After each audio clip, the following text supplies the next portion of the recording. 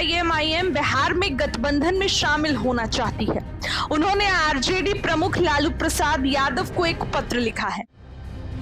AIMIM का कहना है कि सेक्युलर वोटों को बचने से रोकने के लिए उनका गठबंधन में शामिल होना जरूरी है। 2020 और 2024 में भी उन्होंने ऐसा करने की कोशिश की थी, पर बात नहीं बनी। बिहार की राजनीति में फिर से हलचल तेज है।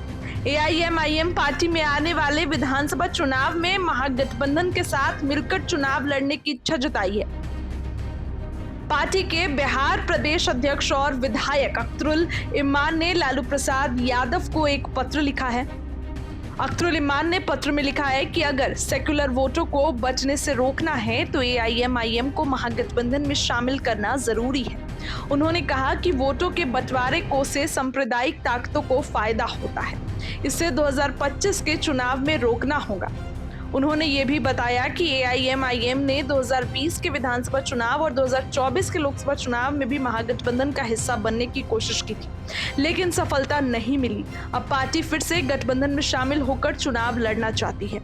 देखिए, हम लोगों ने बिहार के हित में, बिहार के आमजनों के हित में, बिहार के सौहार्दपूर्ण वातावरण को बनाने के लिए, बिहार के भविष्य को और नफरत की आग न लगे उसको बचाने के लिए हम लोगों ने अपना दिल बड़ा करते हुए, हरचंद के मुझे गठबंधन के लोगों ने बड़ा झटका दिया है। उसके बावजूद भी हमने प्रस्ताव दिया कि बिहार की जो आज की स्थिति है, ऐसे वक्त में सेकुलर वोटों का बिखराव मुनासिब नहीं है और सबको मिलकर इस फासिस्ट सरकार को, जो सांप्रदायिक सरकार है, इसको हटाना चाहिए।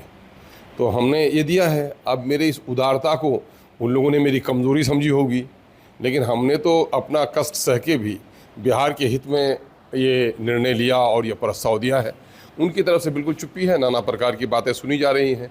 हालांकि उनके बड़े जिम्मेदार सांसद और एमएलएज़ को हमने कहा है कि भाई जाके अपने नेता से आप कहिए, अगर ऐसा होगा तो बेहतर होगा। उसके बावजूद भी उनके प्रवक्ता वगैरह का जो बयान सुन रहे हैं तो हम लोगों को खेद होता है, लेकिन हम लोग ज़रा सा हैं, इसको थोड़ा हम लोग टाइम दिए हुए हैं। इस बारे में एआईएमआईएम के कई नेता लगातार बयान दे रहे हैं।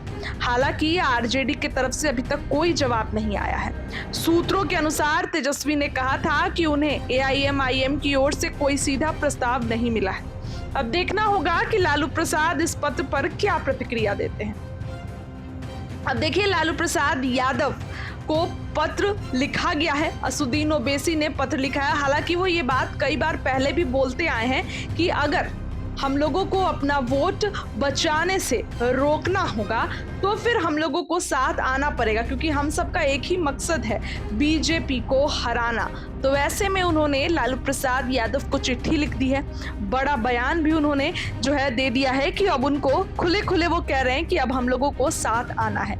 ऐसे में आने वाले दिनों में अगर असुद्दीन ओवैसी महागठबंधन के साथ गठबंधन करते हैं तो कोई आश्चर्य करने की बात नहीं होगी, लेकिन फिर सीट बंटवारा और पेचीदा हो जाएगा। सीट बंटवारे में और पेच फिर फंसने लगेंगे, क्योंकि जिस तरीके से अभी भी आप देखिए कि मुकेश सैनी 60 सीटों की डिमांड कर रहे हैं, कांग्रेस भी जो है वो 70 से ज़्यादा सीटों की डिमांड कर रही है। तो अगर असुद्दीन ओवैसी की पार्टी आती है तो जाहिर सी बात है कि सीटों की डिमांड जो है वो करेगी। और ऐसे में क्या कुछ करेंगे तेजस्वी, शामिल होंगे कि नहीं होंगे।